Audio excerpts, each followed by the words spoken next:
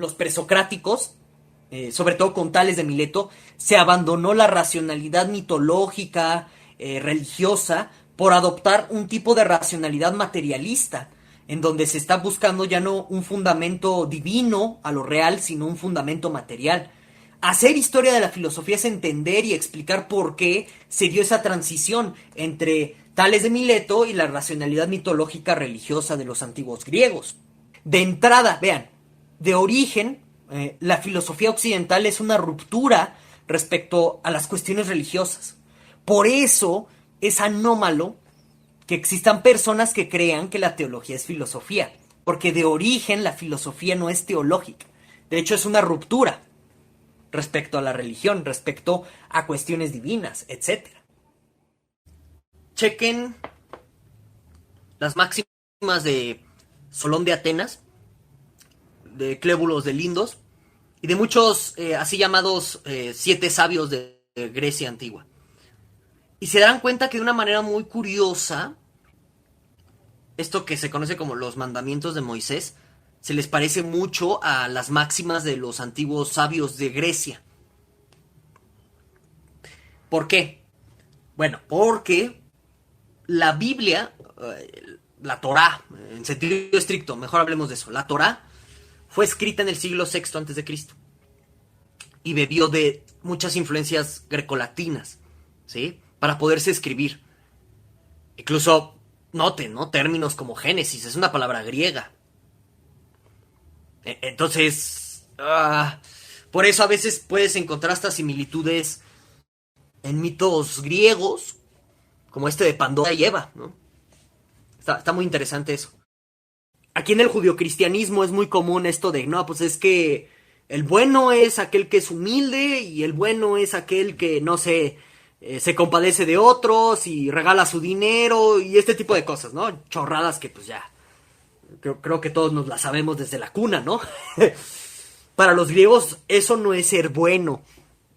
El bueno, moralmente hablando, en la antigua Grecia, era aquel que llevaba al máximo el arete humano, es decir, que se volvía el mejor ciudadano, que se volvía el mejor pensador, que se volvía el mejor atleta, el que se volvía el mejor soldado en la guerra, se volvía el mejor general, el mejor gobernante, ¿sí?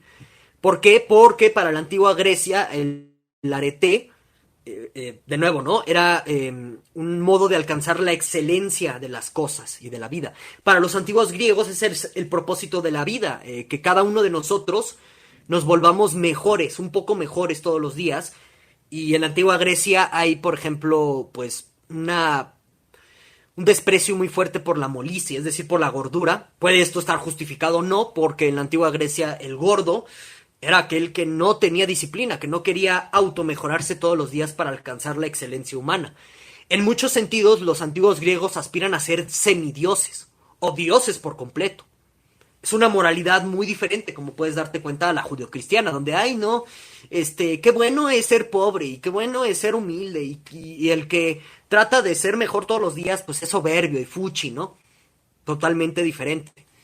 El hombre virtuoso en el judeocristianismo es el santo, o sea, tipo San Francisco de Asís, o sea, es un mártir y eternamente está sufriendo, ¿no? En la antigua Grecia, el que tiene arete, que es un término que muy poca gente, o sea, que en los antiguos griegos se lo atribuían a muy pocas personas. Por ejemplo, a los que usualmente se los atribuían eran a los siete sabios de la antigua Grecia. Ellos eran ejemplo de arete, ¿de acuerdo? Sobre todo para los gobernantes. Como metafilosofía, en donde lo que hace es la filosofía cuestionarse a sí misma. Cuando, por ejemplo, tú te pones a reflexionar sobre qué es filosofía y para qué hacemos filosofía y cuáles son los métodos idóneos de la filosofía, eso es metafilosofía, todo ese tipo de preguntas. Y nota, es curioso, es la filosofía haciéndose preguntas a sí misma. La filosofía tiene esa capacidad de desdoblarse a sí misma para cuestionarse a ella misma. Cosa que no puede hacer, por ejemplo, la teología, porque ya parte de algo dado, en el segundo sentido especificado. O sea, ya parte de su credo judío-cristiano. Entonces, como que de entrada, una teología que ya parte cuestionando así de manera circular a la misma teología, deja de ser teología. Ya en ese momento se vuelve filosofía de la religión, otra cosa.